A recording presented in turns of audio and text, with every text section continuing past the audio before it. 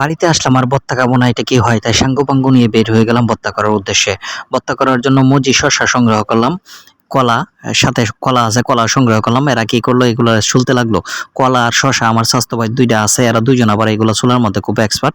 চুলার পরে একটা গাইল লইয়া এটার মধ্যে একটা হিল দিয়া এটারে ভর্তা ভর্তা ভর্তা ভর্তা বানাইতাছে সেচে, মানে লুতা লুতা বানায় লাইব। আর এই লুতা লুতা না বানাইলে আবার খাওয়া যাবো না, এটা গলার মধ্যে আটকে যাবো, গিরো লাগবে। এটা ভালো করে চেষ্টাতে চেঁচার পরে কি করছে, এটার মধ্যে বরদইনা পাতা আছে, কাঁচামরিচ আছে, এটি মিক্স করে এটি ফাড়ায় নিতেছে, ভালো করে ফিশে নিতেছে। এটার মধ্যে এখন কি করব, একটু তেঁতুল দিব। এনে কিন্তু আবার 10 টিয়ার তেঁতুল মনে করে না, এনে কিন্তু 50 টিয়ার তেঁতুল। 50 টিয়ার তেঁতুল কি করছে, এটার লগে মিক্স করে নিছে যাতে একটু টক টক লাগে। গরমকাল তো প্রচন্ড গরম, তাই একটু তেঁতুল দেওয়া হয়েছে যাতে একটু টক টক লাগে আর কি, একটু ভালো লাগবো টক টক হইলে।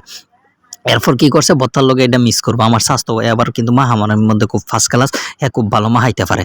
হ্যাঁ কি করছে, যখন দেখতেছে একটু আড়া আড়া হয়ে গেছে কলা, একটু পানি দিছে এর মধ্যে, পানি দিয়ে কি করছে, এটা লুতা লুতা বানাইছে।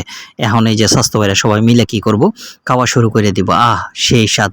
এই যে সবাই মিললে হন খাইতেছে আর কইতেছে কি যে স্বাদ, কি যে মজা, কিশোরগঞ্জের ঐতিহ্যবাহী মজির ভর্তা।